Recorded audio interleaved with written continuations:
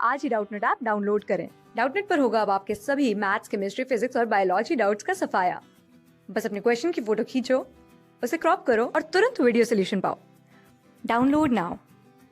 इस क्वेश्चन हमें दो सिमिलर वॉच क्लास पीसेस थे, उनको जॉइन टुगेदर कर दिया है फ्रंट टू फ्रंट, ताकि उनकी और फिर उसके बाद हमने नियर उनकी कॉन्वेक्स पोर्शन को सिल्वर्ड कर दिया है। ठीक है, तो उनका कॉम्बिनेशन ऑफ ग्लास पीसेस को हमने प्लेस कर रखा है at a distance of 60 centimetre from the screen.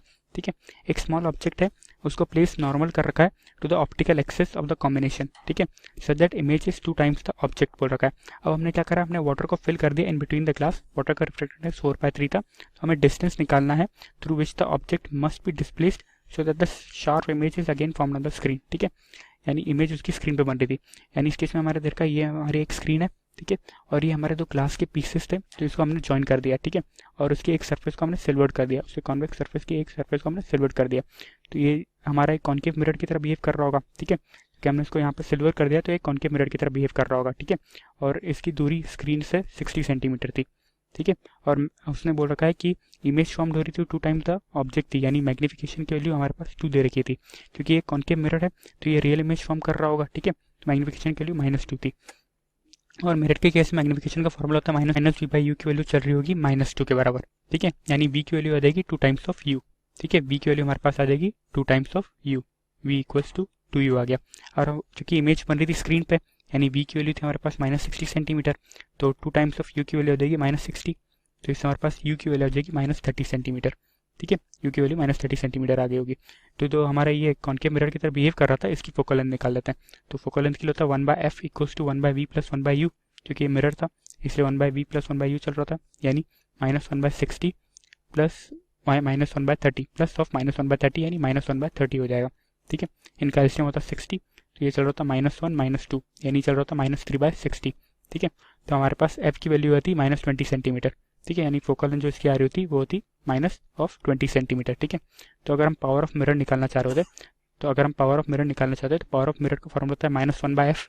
ठीक है, यहाँ पे f हम मीटर में रखते थे, तो चल रहा था -1 में फोकल लेंथ मीटर में रखेंगे तो -0.2 मीटर चल रहा होगा। ठीक है, यानी पावर ऑफ मिरर हमारे पास आ रही थी 5 डायोप्टर। पावर ऑफ मिरर की वैल्यू रहती है हमारे पास 5 डायोप्टर। ठीक है, पावर ऑफ मिरर हमारे पास 5 डायोप्टर आ गया। ठीक है, क्योंकि इसकी फोकल लेंथ हमारे पास -20 सेंटीमीटर थी, तो हम जानते हैं कि रेडियस और कर्वेचर अगर हम कॉन्केव मिरर का निकाल रहे होते वो 2 टाइम्स ऑफ फोकल लेंथ हो रहा था, तो इसकी रेडियस और कर्वेचर की वैल्यू रहती है हमारे पास -40 सेंटीमीटर। ठीक है, यानी इसका रेडियस कर्वेचर हमारे पास -40 सेंटीमीटर हो गया। अब हमारे पास क्या क्या रखा है, अब इन दोनों लेंस के बीच में लिक्विड डाल दिया है। ठीक है, लिक्विड डाल दिया, इसमें लिक्विड हमने फिल कर दिया, वाटर है ना, और उसकी रिफ्रैक्टिव इंडेक्स 4/3 थी। ठीक है, तो अब क्या हो रहा होगा, अब हम इससे ये अब हमारा कॉम्बिनेशन ऑफ मिरर और लेंस बन जाएगा। ठीक है, एक कॉम्बिनेशन ऑफ मिरर और लेंस बन जाएगा, क्योंकि इसकी एक सरफेस सिल्वर भी थी, तो ये कॉम्बिनेशन ऑफ मिरर और लेंस बन गया। तो एक इसका कॉन्वेक्स लेंस की तरह बिहेव कर रहा होगा और दूसरी साइड से कॉनकेव मिरर होगा। ठीक है, मतलब आगे की तरफ हमारे पास कॉन्वेक्स लेंस होगा, क्योंकि हमने वाटर फिल कर दिया है, तो ये कॉन्वेक्स लेंस हो जाएगा, और एक सरफेस सिल्वर के कारण ये कॉनकेव मिरर होगा, तो ये combination of convex lens and concave mirror बन जाएगा। ठीक है, तो अब हम इसमें पावर ऑफ लेंस निकालना चाहेंगे, क्योंकि इसमें 2 बार रिफ्रैक्शन हो रहा होगा, तो अगर इक्वलेंट पावर होती तो क्या होता, 2 टाइम्स तो power of lens plus power of mirror चल रहा होता। ठीक है, पावर ऑफ मिरर हम निकाल चुके हैं, पावर ऑफ मिरर हमारे पास 5 डायोप्टर था। ठीक है, हमारे पास पावर ऑफ लेंस नहीं है, तो हम पावर ऑफ लेंस निकालने की पहले कोशिश करते हैं। तो पावर ऑफ लेंस निकालने के लिए क्या करेंगे, पावर ऑफ लेंस निकालने के लिए हमें फोकल लेंथ ऑफ लेंस निकालनी पड़ती है। ठीक है, तो फोकल लेंथ ऑफ लेंस निकालने के लिए हम लेंस मेकर फॉर्मूले का यूज़ करेंगे। ठीक है, लेंस मेकर फॉर्मूले का यूज़ करते हैं। तो लेंस मेकर फॉर्मूला क्या कहता कि 1/f इक्वल्स टू म्यू -1 चल रहा था, तो म्यू की वैल्यू यहाँ पे क्या होती, refractive index of water with respect to air चल रहा होता, क्योंकि रे ऑफ लाइट यहाँ से आ रही थी, एयर से वाटर में आ रही होती। ठीक है, तो refractive index of water with respect to air -1 into 1/r1 -1/r2 चल रहा होता। ठीक है, रेडियस और कर्वेचर इसकी 40 सेंटीमीटर थी, ये इस साइड से 40 सेंटीमीटर के लिए पॉजिटिव होगा और इस वाली सरफेस के लिए 40 सेंटीमीटर की वैल्यू नेगेटिव होगी, यानी r1 + 40 और r2 -40 है। तो 1 फोकल लेंथ ऑफ लेंस चल रही होगी, रिफ्रैक्टिव इंडेक्स ऑफ वाटर था 4/3 -1 इंटू 1/r1 यानी 1/40। ठीक है, -1/r2, और इसके लिए रेडियस और कर्वेचर इस डायरेक्शन में थी तो नेगेटिव थी, तो -1/40। ठीक है, तो इससे हमारे पास 1/fl की वैल्यू आ रही होगी, 1/fl की वैल्यू चल रही होगी हमारे पास। ठीक है, 1/3 इंटू 2/40। ठीक है, तो इससे इसकी हमारे पास वैल्यू आ जाएगी, इसकी वैल्यू हो जाएगी हमारे पास 1/60, यानी फोकल लेंथ ऑफ लेंस आ रही होगी हमारे पास 60 centimetre. Focal length of lens हमारे पास 60 सेंटीमीटर आ गई।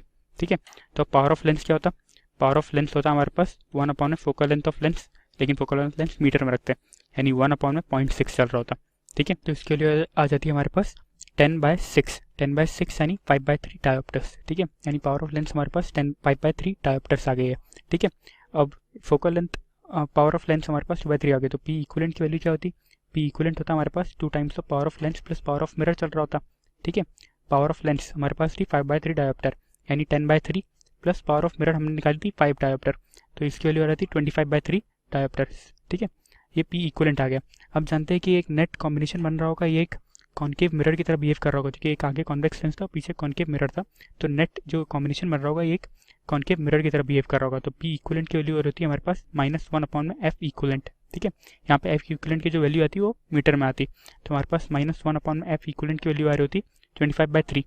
ठीक है, 25/3, तो एफ इक्विवेलेंट की वैल्यू आ रही थी हमारे पास 3/25। एफ इक्विवेलेंट की वैल्यू हमारे पास आ रही थी 3/25 माइनस का। ठीक है, -3/25, ये मीटर में आ रही होती तो सेंटीमीटर में कन्वर्ट करने के लिए 100 से मल्टीप्लाई कर देते हैं, तो एफ इक्विवेलेंट की वैल्यू रहती है हमारे पास -12 सेंटीमीटर। ठीक है, यानी इक्विवेलेंट फोकल लेंथ आ रही थी -12 सेंटीमीटर। क्योंकि अब ये नेट बिहेव कर रहा है एक मिरर की तरह, तो हम लगा सकते हैं मिरर फार्मूला 1 में F equivalent equals to 1/v + 1/u। ठीक है, इमेज फॉर्म हो रही थी हमारे उसी स्क्रीन पे फॉर्म हो रही है इमेज, यानी -60 सेंटीमीटर पे फॉर्म हो रही थी।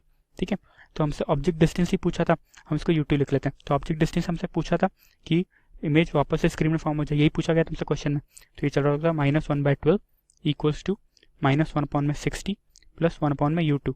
ठीक है, तो हमारे पास यहाँ से 1/U2 की वैल्यू आ रही थी, 1/U2 की वैल्यू आ रही थी -1/12 प्लस 1/60, -1/12 प्लस 1 में 60। ठीक है, इनका एलसीएम 60 होता। ठीक है, तो ये चल रहा होता -5 + 1। ठीक है, यानी -4/60, -4/60, तो U2 की वैल्यू रहती -60/4, -60/4, यानी U2 की वैल्यू रहती -15 सेंटीमीटर। ठीक है, U2 की वैल्यू आ गई हमारे पास -15 सेंटीमीटर। ठीक है, तो हमारे पास ऑब्जेक्ट डिस्टेंस आ गया -15 सेंटीमीटर। ठीक है, जब हमने उन दोनों के बीच में वाटर डाल दिया था, जब हमने उनके बीच में वाटर नहीं डाला था तब हमारे पास ऑब्जेक्ट डिस्टेंस कितना आ रहा था? तब हमारे पास ऑब्जेक्ट डिस्टेंस की वैल्यू आई थी, जब हमने वाटर नहीं डाला था तो हमारे पास ऑब्जेक्ट डिस्टेंस की वैल्यू आई थी 30 सेंटीमीटर। ठीक है, और जब हमने वाटर डाल दिया तो हमारे पास ऑब्जेक्ट डिस्टेंस की वैल्यू आ रही है 15 सेंटीमीटर। ठीक है, तो शिफ्ट कितना हुआ होगा? क्वेश्चन में हमसे यही शिफ्ट पूछी थी, तो शिफ्ट हुआ होगा हमारे पास 30 - 15। ठीक है, शिफ्ट हुआ हमारे पास 30 - 15, 30 - 15, तो इसकी वैल्यू रहती है हमारे पास 15 सेंटीमीटर। तो 15 सेंटीमीटर पोजीशन उसकी शिफ्ट हुई होगी। ठीक है, तो क्वेश्चन हमसे यही पूछा गया था। क्वेश्चन हमसे पूछा था कि how much the object must be displaced, the object is displaced by 15 centimetre. तो इस क्वेश्चन का आंसर है हमारा 15 सेंटीमीटर। ठीक है, थैंक यू। क्लास 6 से 12 से लेके नीट, IIT, JEE मेंस और एडवांस के लेवल तक 10 मिलियन से ज्यादा स्टूडेंट्स का भरोसा। आज ही डाउनलोड करें डाउटनेट ऐप या व्हाट्सएप कीजिए अपने डाउट्स 8400 400 400 पर।